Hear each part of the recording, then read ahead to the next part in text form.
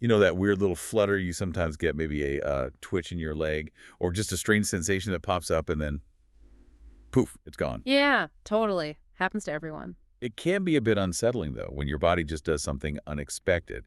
Now, imagine scaling that up, making it really intense, uncontrolled, and maybe even losing awareness. Well, then you're moving into the territory of seizures. Exactly. And Yeah. understanding how to manage those powerful, often unpredictable events brings us to a really fascinating group of medicines, Hmm. anticonvulsant drugs. Yeah, that's our focus today. For this deep dive, we've dug into a detailed lecture that outlines these medications. So our goal is to unpack how they're classified, the different ways they influence the brain's activity, and how they're actually used. Right. Trying to get a handle on how we calm down what are essentially like electrical storms in the brain. That's a good way to put it. So the material we looked at covers the basic ways seizures are categorized, whether they start in one spot or involve the whole brain. Yeah, partial versus generalized. And then it gets into the major classes of anticonvulsants, grouped by their mechanism of action, how they actually work at the neuron level. We'll also touch on specific drug examples and some key things to think about when using them. Definitely. So our mission for you today is to give you a clear, understandable overview of how these anticonvulsants function. We want to shed light on the complexities of managing seizures, but, without getting totally lost in the weeds. Aiming for those aha moments where you kind of see how these drugs are trying to step in and regulate that brain activity. Okay, so to Oh, kick things off, why? what exactly is happening in the brain during a seizure? What's the core issue? Well, at its heart, a seizure is an episode of abnormal, excessive electrical activity in the brain. Think of it like a sudden power surge or a misfire in the brain's circuits. Okay. And this can show up in a huge range of ways, from those really subtle movements or sensations you mentioned earlier to much more dramatic physical changes. And these are things you can actually see on certain tests, right? Mhm. Exactly. You can record and observe this abnormal activity using an EEG, an electroencephalogram. And it's not just one type of electrical storm, is it? The lecture mentioned different classifications. Precisely. The two main buckets are partial, sometimes called focal seizures, and generalized seizures. Okay, what's the difference? So, partial seizures start in a specific spot, a focal point, within just one side, one hemisphere of the brain. And crucially, they don't always involve losing consciousness. Ah, Within that, you've got simple partial seizures where the person stays fully aware. Then there are complex partial seizures where awareness is altered. People might seem confused or do repetitive things, automatisms, or have behavioral changes. hmm. And then there's a third type called secondarily generalized seizures. These start out as focal, In one spot. but then they spread to involve the whole brain, leading to a loss of consciousness. Kind of evolves. Got it. So it's about where it starts and whether it spreads. What about the generalized seizures then? Generalized seizures involve both sides of the brain, both hemispheres, right from the beginning, and they almost always involve losing consciousness. Okay. Are there different kinds of those too? Oh, yes. Several types. You have tonic-clonic seizures, probably the most widely known type, sometimes called grand mal. That involves a stiffening phase, the tonic part, followed by rhythmic jerking, the clonic part. Right. Then you can have just tonic seizures with only the stiffening or just clonic seizures with only the jerking. Myoclonic seizures are these really brief, almost shock-like muscle jerks. Okay. Atonic seizures are the opposite, a sudden, complete loss of muscle tone, which can cause falls, unfortunately. Wow, yeah. And finally, absent seizures, sometimes called petit mal. These are very brief, just seconds, maybe of blank staring or unresponsiveness, sometimes with little signs like eye blinking or slight twitches. It really sounds like the way a seizure looks can tell you something about what's happening electrically in the brain. Do we usually know what causes this abnormal activity to start? That's the big question, isn't it? And interestingly, in a lot of cases, maybe 60–70% the exact cause, the etiology, is actually unknown. Really? That high, yeah. But we do know some risk factors. Family history is definitely one. There's a genetic component for some people. And also any kind of damage to the brain. Like what? Well, things like brain tumors, significant head injuries, infections like meningitis or encephalitis, or even damage from a stroke, these can all potentially trigger epilepsy later on. So even if we don't always know the initial spark, what's the overall strategy with anti-epileptic drugs? What are they trying to achieve? The main goal is to stop that abnormal electrical discharge from spreading through the brain. These drugs work by making it harder for neurons to fire really rapidly and repetitively. So damping down the storm. Exactly, quieting things down to prevent seizures. And of course, the ideal is to do that with the fewest possible side effects. Makes sense. Okay, so the aim is to calm those hyperactive neurons. The lecture then dives into the different ways these drugs actually achieve that.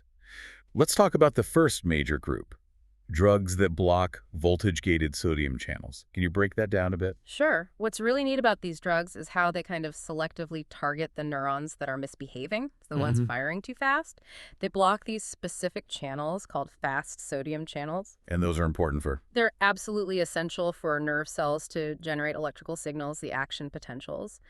But the key thing is how these drugs block them. They tend to bind more effectively to the sodium channels when they're in an inactive state. Inactive state. Yeah, it's a state the channel enters right after it's been open and needs to recover. When neurons are firing very, very quickly, like during a seizure, more of these channels are caught in that inactive state. So the drug has more targets to hit when things are going haywire. That's a great way to think about it. So during normal brain activity, with slower firing rates, fewer channels are inactive, meaning the drug has less effect on normal function. It's called use-dependent blockade. Use-dependent, okay. The more the channel's being used hyperactively, the more vulnerable it is to the drug. That's actually quite elegant. Yeah. So which specific drugs work this way? There are quite a few important ones. You've got phenytoin and its injectable form, fosphenytoin. Then there's carbamazepine and a related one, oxcarbazepine. Also sodium valproate, lamotrigine, topiramate, and zonisamide. It's a pretty major group. Let's pick out a couple. Phenytoin, that was one of the early ones, wasn't it? But the lecture implied it's maybe not the first choice anymore. Why is that? That's right. It was a huge step forward, but it does have some significant downsides. One big one is its pharmacokinetics, how the body handles it. It follows what's called zero-order kinetics, meaning the body's ability to break it down gets saturated easily. So even a small increase in the dose can cause a really big, unpredictable jump in the drug level in the blood. Think of like a traffic jam at a toll booth. Once capacity is reached, things back up fast. Okay, that sounds tricky to manage. It is, and it has a narrow therapeutic window. The gap between an effective dose and a toxic dose is small, so it often needs careful blood level monitoring. Plus, it has a list of potential side effects. Like what? Things like involuntary eye movements, nystagmus, problems with balance and coordination ataxia, overgrowth of the gums, which can be quite pronounced, increased hair growth, and it also carries risks in pregnancy. And interactions. Yes, significant interactions. It speeds up the liver enzymes that break down many other drugs, so that needs careful management too. So while effective, it requires a lot of attention. Okay, what about carbamazepine, used for similar seizures, right? Yes, carbamazepine is used for partial and generalized tonic-clonic seizures. And interestingly, it's also used for other things like trigeminal neuralgia, a type of nerve pain, and sometimes bipolar disorder. Does it have similar issues to phenytoin? It has its own set of potential side effects, similar neurological ones like dizziness, unsteadiness, also risk of rash, and it can affect sodium levels. There are also rare but serious blood disorders associated with it, and yes, it carries risks in pregnancy. Interactions too. It does interact with other drugs by speeding up their metabolism, and kind of uniquely, it can actually induce its own metabolism over time, meaning the dose might need adjusting. Huh. The lecture also mentioned oxcarbazepine related to carbamazepine. Any advantages there? Oxcarbazepine is a derivative, yeah. It works similarly, but it was designed to maybe have fewer drug interactions than carbamazepine, which can be a big plus if someone's on multiple meds. Okay. The risk of those serious blood issues is thought to be lower too, but on the flip side, it might have a higher risk of causing low sodium levels, hyponatremia. Trade-offs, as always. All right, moving through the sodium channel group. Sodium valproate, or valproic acid. This one seemed interesting because it has another mechanism mentioned. That's right. Valproate is a bit of a multitasker. It hits the sodium channels, yes, but it also boosts the activity of GABA. GABA being the calming neurotransmitter. Exactly, the main inhibitory one. Valproate seems to slow down GABA's breakdown. Because it works in multiple ways, it's effective against a really broad range of seizure types, partial, generalized, tonic-clonic, absent seizures. It's quite versatile. It's even used for migraine prevention. What about its side effects? Generally, maybe fewer of some of the neurological side effects compared to, say, phenytoin. But it has its own serious considerations. There's a risk of liver toxicity, liver failure, which is a major concern, especially if used with other antiepileptics. Okay, that's significant. And it's particularly problematic during pregnancy. It carries a relatively high risk of birth defects, like neural tube defects, and potentially developmental issues like autism spectrum disorder. So it's generally avoided if possible, especially in women of childbearing potential, and obviously contraindicated in liver disease. And interactions. It actually does the opposite of phenytoin and carbamazepine. It can inhibit the breakdown of some other drugs, potentially increasing their levels. So many factors to juggle. Okay, one more in this group. Lamotrigine Uh-huh. also hits sodium channels, Yes, lamotrigine blocks sodium channels, and it also seems to reduce the release of glutamate. which is an excitatory neurotransmitter. Right, the brain's main go signal. So lamotrigine kind of does both, blocks sodium channels and reduces excitation. It's used for various seizure types and also in bipolar disorder. Any key things to watch out for with lamotrigine? The main one everyone talks about is the risk of a skin rash. Usually it's mild, but in rare cases it can become very severe, even life-threatening Stevens-Johnson syndrome. Wow, how do they manage that risk? The key is starting at a very low dose and increasing it really slowly, titrating it up over weeks. This significantly reduces the risk of the severe rash. It's also generally avoided in people with liver failure. Okay, that's a good rundown of the sodium channel blockers. The lecturer then moved to a different mechanism, drugs that inhibit T-type calcium channels. Seems like one main player here. Yes, the classic example, and really the main one in this specific class, is ethosuximide. What do these T-type calcium channels do? These are specific, low-threshold calcium channels found predominantly in the thalamus. The thalamus acts like a relay station in the brain, and these channels are thought to be critical in generating the specific kind of rhythmic brain activity you see during absence seizures. Ah, the petit mal seizures. Exactly. So ethosuximide, by blocking these channels, is very effective specifically for simple absence seizures. It's often the drug of choice for that type, especially in kids, and it tends to be well tolerated. But just for absence seizures. Pretty much. It's not effective for other types like tonic-clonic seizures and might even make them worse. Side effects are usually things like GI upset, maybe some drowsiness or mood swings, and very rarely it can affect bone marrow. So very targeted. Okay, next big category, drugs that boost GABA activity. Let's just quickly refresh. What does GABA do again? So GABA, that's gamma-aminobutyric acid, is the brain's primary inhibitory neurotransmitter. Think of it as the main brake pedal for neuronal activity. It helps calm things down, preventing excessive firing. Got it.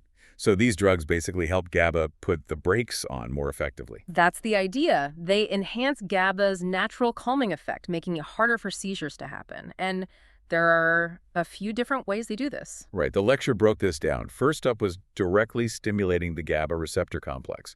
Barbiturates and benzodiazepines fall here. Exactly. Both groups work on the main GABA receptor, the GABA receptor. This receptor is linked to a channel that lets chloride ions flow into the neuron. And chloride ions. When negative chloride ions enter, they make the neuron less excitable, less likely to fire an action potential, so more inhibition. How do barbiturates and benzos differ in how they affect this? Barbiturates, like phenobarbital or primidone, seem to work by holding that chloride channel open for a longer duration once GABA binds, so more chloride gets in per opening event. Okay. And benzodiazepines. Benzodiazepines like clonazepam, diazepam, lorazepam, they work differently. They increase the frequency of the chloride channel opening when GABA binds, so GABA becomes more efficient at opening the channel. Same overall effect, more inhibition, but through a slightly different mechanism. Interesting. What about phenobarbital, one of the barbiturates? Any major points there? Sedation is a big one. It can make people quite drowsy, which often limits its practical use. It can also cause respiratory depression, especially at higher doses or if combined with other sedatives. And interactions. Yes, like phenytoin, it's a potent inducer of liver enzymes, so it speeds up the metabolism of many other drugs. Because of the sedation and respiratory risks, it's often avoided in young kids, the elderly, and anyone with breathing problems. Okay. What about the benzodiazepines like diazepam and lorazepam? We hear about those a lot, especially for emergencies. Right. They also cause sedation and can depress breathing, similar concerns, but they are absolutely vital for treating status epilepticus, that prolonged seizure emergency we'll talk more about. So for stopping seizures quickly. Exactly. Lorazepam or diazepam are often the first drugs given to stop a seizure that's going on too long. Clonazepam is sometimes used for longer-term seizure management as well, but again, caution is needed in people with respiratory issues. Okay, another way to boost GABA mentioned was blocking its reuptake. Tiagabine was the example. How does that work? So after BAGA is released into the synapse, the gap between neurons, it needs to be cleared away. One way this happens is through transporter proteins that suck it back up into the cells. Tiagabine blocks one of these transporters, called GAT1. So it leaves more GABA hanging around in the synapse. Precisely. More GABA stays in the gap for longer, increasing the inhibitory signal. It's mainly used as an add-on therapy for partial seizures. Then there were the GABA mimetics, gabapentin and pregabalin. The name is a bit misleading, the lecture said. Yeah, it is. You'd think they mimic GABA, acting on GABA receptors because they look structurally similar. But they actually don't. So how do they work? Their main anti-seizure mechanism seems to be blocking certain types of voltage-gated calcium channels. These channels are involved in releasing neurotransmitters at the synapse. Ah, okay. Different mechanism entirely. What are they used for? They're used as add-on therapy for partial seizures, but they're perhaps even more widely used now for treating neuropathic nerve pain conditions. Side effects. Common ones are dizziness, drowsiness or fatigue, maybe some unsteadiness, ataxia, and sometimes weight gain. It's generally advised not to stop them abruptly, and dose adjustments are often needed in older adults or people with kidney problems. Right. And the last way to boost GABA was decreasing its breakdown. Vigabatrin was the drug here. Correct. Vigabatrin works by permanently inhibiting an enzyme called GABA transaminase. This enzyme is responsible for breaking down GABA inside cells. So blocking the breakdown enzyme means more GABA builds up. Exactly. Higher GABA levels enhance inhibition. It's used for partial seizures, sometimes particularly for infantile spasms, but it comes with a significant potential side effect. Which is? It can cause visual field defects, basically, losing parts of peripheral vision. And this can unfortunately be permanent in some cases, so it requires careful monitoring and is used quite cautiously. Yeah, the lecture noted that comparison tiagabine might cause dizziness or concentration issues, but vigabatrin has that serious visual risk and isn't for people with a history of psychosis or hallucinations. Right. It really highlights how even drugs aiming for the same general target boosting GABA can have very different safety profiles and uses. Definitely. Okay, so we've walked through the main ways these drugs work. Now, shifting to the practical side, when do doctors actually decide to start treatment? Is it after the very first seizure? Generally, no. A single isolated seizure doesn't automatically mean someone needs long-term medication. The usual guideline is to consider starting treatment after someone has had 2 or more unprovoked seizures, often within about a year or maybe 2. Okay, 2 or more. And when they do start, do they usually jump to using multiple drugs? No, the strong preference is almost always for monotherapy first, using just one single drug. Why is that? Mainly to minimize side effects and the potential for drug interactions, which obviously increase when you start combining medications. The goal is always to find the lowest effective dose of one drug that controls the seizures well without causing unacceptable side effects. And if one drug doesn't work? Then you might try switching to a different single drug. Using multiple drugs, polytherapy, is usually reserved for cases where seizures just aren't controlled adequately with monotherapy, what we call refractory epilepsy. Makes sense. What about stopping medication? If someone's been seizure-free for a while, can they come off it? That's a really important conversation to have. Yes, if someone has been completely seizure-free for a significant period, typically at least 2 years, then discussing the possibility of slowly tapering off medication can be appropriate. Slowly being the key word. Absolutely, never stop suddenly. But even after 2 or more years seizure-free, there's still a risk of recurrence when stopping meds. The estimates vary, but it's maybe in the range of 25 to 40% chance the seizures could come back. So it's not guaranteed they'll stay seizure-free. No, which means the decision to stop is very personal. It involves weighing the benefits of being off medication, avoiding side effects, cost, hassle against that risk of having seizures again, and what the consequences of that would be for the individual. Right. Okay, the lecture also specifically discussed status epilepticus. You mentioned this earlier. Sounds very serious.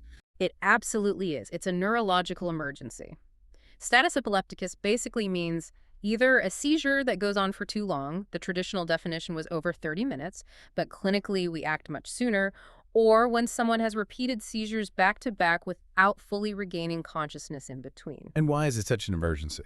Because prolonged continuous seizure activity can actually damage brain cells, potentially causing permanent injury or even death. So, stopping it quickly is critical. The current thinking is to start emergency treatment if a generalized tonic-clonic seizure lasts longer than 5 minutes or a focal seizure goes beyond 10 minutes. We don't wait for 30 minutes. Okay, 5 minutes for tonic-clonic. What's the immediate treatment plan? First line is usually a benzodiazepine given intravenously. Lorazepam or diazepam are the go-to drugs. If IV access isn't immediately available, sometimes midazolam can be given as an injection into the muscle. And if that doesn't work? If the seizure continues despite the benzodiazepine, then we move to second-line agents. Typically, this involves giving IV fosphenytoin or phenytoin. Intravenous phenobarbital is another option. And if that still doesn't stop it? Then it's called refractory status epilepticus, and things get very serious. Often this requires transferring the patient to an intensive care unit and using intravenous anesthetic drugs to induce a coma, essentially forcing the brain activity to quiet down while trying to figure out the underlying cause. Wow, okay. Lastly, the lecture addressed using these drugs during pregnancy. Yeah. That must involve some really tough conditions. It's a very delicate balance, yes. On one hand, having seizures during pregnancy can pose risks to both the mother, like falls or injuries, and potentially to the developing baby due to changes in oxygen supply or stress So hormones. stopping meds isn't necessarily the safest option. Often no. For many women with epilepsy, continuing medication during pregnancy is necessary to control seizures. The goal is to use the lowest possible effective dose of the safest possible drug. Are some drugs considered riskier than others during pregnancy? Yes, definitely. Some anti-epileptics have a clearly higher association with birth defects or developmental problems. Valproate is probably the most concerning in this regard. Phenobarbital and topiramate are also generally considered higher risk and avoided if possible, especially around conception and during the first trimester when organs are forming.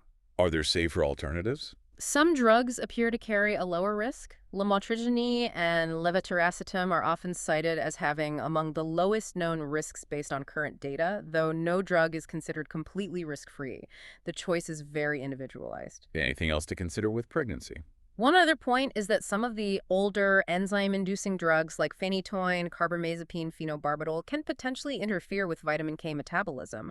This could lead to a risk of bleeding in the newborn right after birth. How is that managed? It's usually prevented quite effectively by giving the mother vitamin K supplements in the last few weeks of pregnancy and by giving the baby an injection of vitamin K routinely right after delivery. Okay, that's a huge amount of ground we've covered.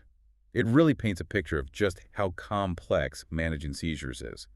So to kind of wrap up our deep dive, we've seen that seizures are these disruptions in the brain's electrical rhythms. Right, these electrical storms. And the anticonvulsant drugs work through all these different mechanisms, blocking sodium or calcium channels, boosting GABA, trying to restore that normal rhythm. And the choice of drug really depends on the specific type of seizure. Yeah. And it's always a balance between controlling the seizures and managing potential side effects. Especially in situations like pregnancy or when dealing with emergencies like status epilepticus. It's highly personalized medicine. Yeah, and I think the aha moments, for me at least, come from understanding how these different drugs target specific pathways.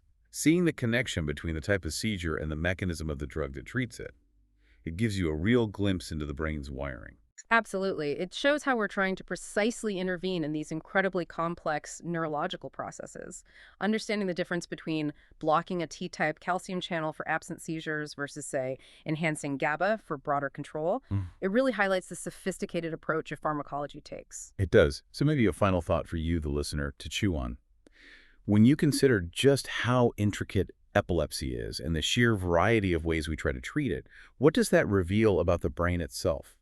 About its amazing ability to maintain balance most of the time, and the profound challenges we face when that delicate balance gets disrupted. Yeah, it really underscores the ongoing research needed and how managing epilepsy often requires such a tailored individual approach. It's a constant effort to understand and restore that intricate balance.